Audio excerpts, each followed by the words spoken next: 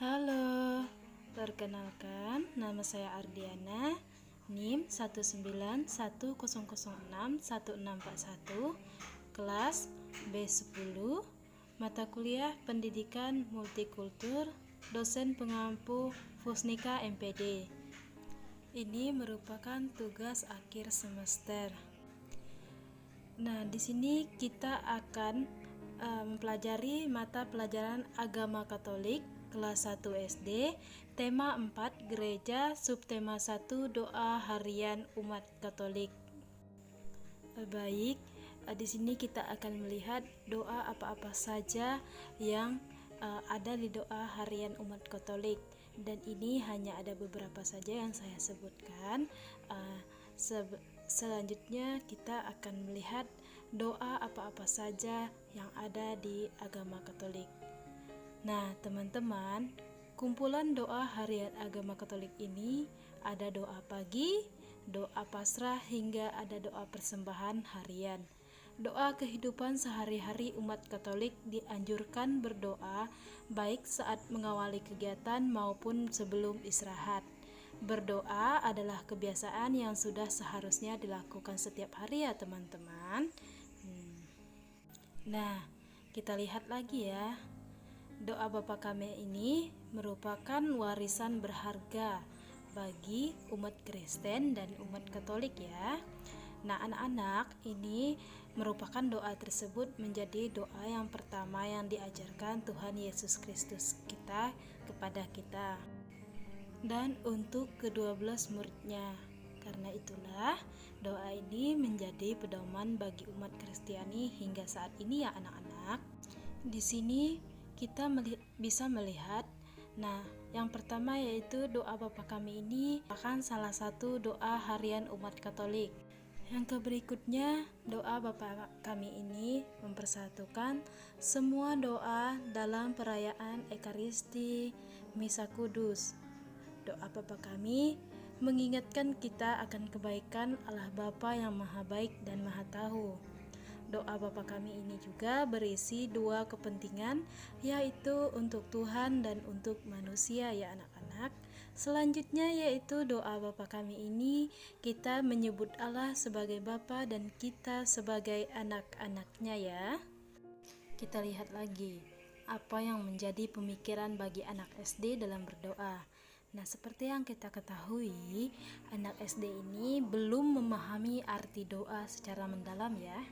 Mereka memahami doa sebatas pada pengucapan kata-kata yang menghafalkan dan dilakukan dengan sikap tubuh yang sopan, misalnya seperti berlutut, tangan di depan dada, mata tertutup, dan kepala tertunduk. Sedangkan sikap batin dalam berdoa belum sepenuhnya mereka pahami ya.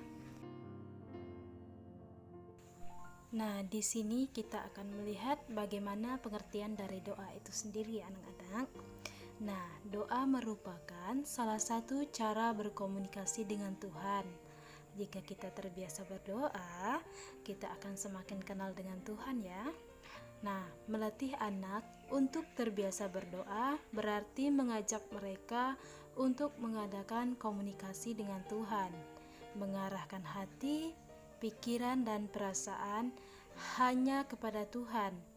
Doa yang dilakukan dengan sungguh-sungguh akan membersihkan jiwa dan pikiran, memberikan kekuatan serta semakin mendekatkan hati kita kepada Tuhan. Di sini kita bisa melihat lagi apa itu berdoa.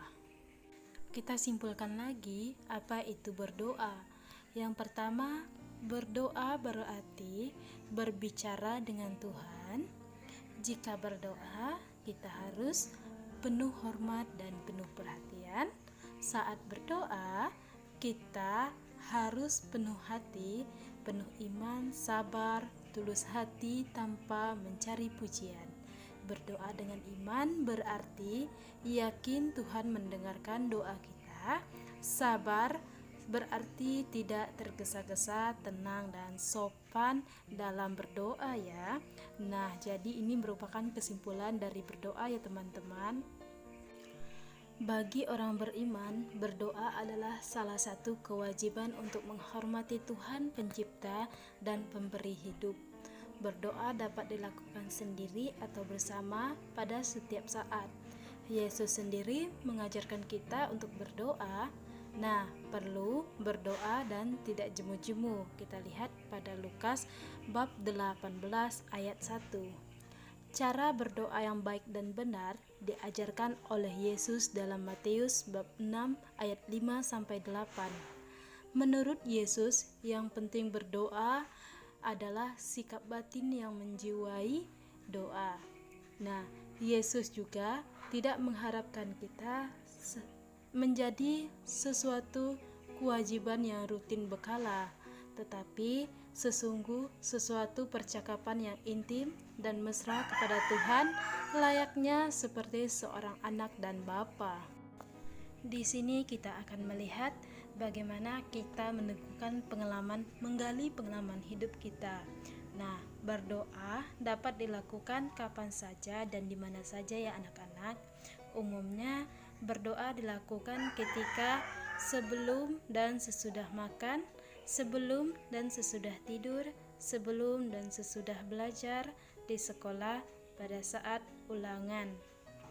Dalam gereja, banyak alat bantu untuk berdoa seperti salib, lilin, bunga, dan rosario, serta patung Tuhan Yesus dan Bunda Maria. Baik anak-anak, di sini kita melihat Injil Lukas bab 22 ayat 39 sampai 46.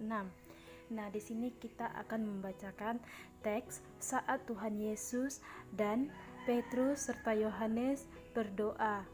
Nah, kita akan mendengarkan teksnya ya. Ibu akan membacakan teksnya.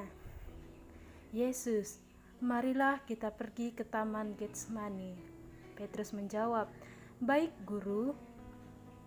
Yesus lagi, duduklah di sini sementara aku berdoa. Yesus mengajak Petrus dan Yohanes serta Yakobus. Petrus, Yohanes dan Yakobus, mari ikut aku, kata Yesus. Yesus lagi, hatiku sangat sedih seperti mau mati rasanya. Tinggallah di sini dan berjaga-jagalah. Yesus berjalan terus beberapa langkah lalu berhenti dan berlutut. Ya Bapa, ambillah deritaku ini, tetapi jangan yang aku mau, melainkan apa yang Engkau mau jadilah. Yesus bangun dan pergi membangunkan ketiga muridnya. Petrus, engkau tidur? Mengapa engkau tidak berjaga selama 1 jam bersama aku? Kata Yesus. Petrus, ya guru, sambil mengeliat dan menggosok-gosok mata. Yesus, roh memang kuat, tetapi dagingmu lemah. Yesus maju beberapa langkah dan berdoa lagi. Ya Bapa, ambillah deritaku ini, tetapi jangan yang apa aku mau, melainkan yang Engkau mau, jadilah. Lihat, orang itu sudah datang, mereka mau menangkap aku. Bangunlah, marilah kita pergi. Yudas bersama beberapa serdadu datang. Yudas mencium Yesus. Rabu ini, serdadu-serdadu menangkap Yesus, Yudas lari. Nah, itulah teks bacaan Injil yang kita dengarkan pada hari ini. Anak-anak, Yesus ini merupakan teladan yang sangat luar biasa. Nah, Yesus ini sangat rajin berdoa. Yesus sendiri mengajarkan kita untuk berdoa, untuk mengalami peristiwa sedih. Yesus berdoa kepada Bapa di surga dan mengajak murid-muridnya yaitu Petrus, Yakobus dan Yohanes untuk berdoa. Kebiasaan Tuhan Yesus berdoa inilah yang membuat dia selalu gembira dan bersemangat berbuat baik kepada orang-orang yang miskin dan menderita. Nah, Tuhan Yesus ini juga merupakan kebiasaan berdoa inilah yang membuat dia selalu gembira dan bersemangat baik kepada orang-orang yang miskin dan menderita. Di mana saja dan kapan saja Yesus selalu berdoa, seperti di bait Allah, di padang gurun, di Taman Getsemani dan di tempat lainnya. Kita pun diajak Yesus untuk selalu berdoa dan bersyukur atas apa yang Tuhan berikan kepada kita yang anak-anak. Nah, sudah sewajarnya kita sebagai murid Yesus untuk belajar dari Tuhan Yesus untuk selalu berdoa. Berdoa merupakan hal yang tidak bisa lepas dari kehidupan umat Kristiani. Doa merupakan napas kehidupan orang yang percaya. Nah, kita bisa bayangkan jika tidak bisa bernafas, pasti akan sangat menyiksa. Bahkan bisa saja meninggal, bukan begitu anak-anak? Nah, begitupun dengan doa. Jika manusia hidup tanpa doa, maka kehidupan rohaninya sama saja mati, anak-anak. Nah, sebenarnya doa juga bentuk persekutuan kita dengan Tuhan. Doa sifatnya dua arah, yang dimana antara manusia dengan Tuhan, bukan hanya kita yang menyampaikan isi hati, tetapi kita juga harus memberikan kesempatan kepada Tuhan untuk berbicara. Oke anak-anak, sampai di sini materi kita pada hari ini. Ibu ucapkan terima kasih dan sampai jumpa minggu depan.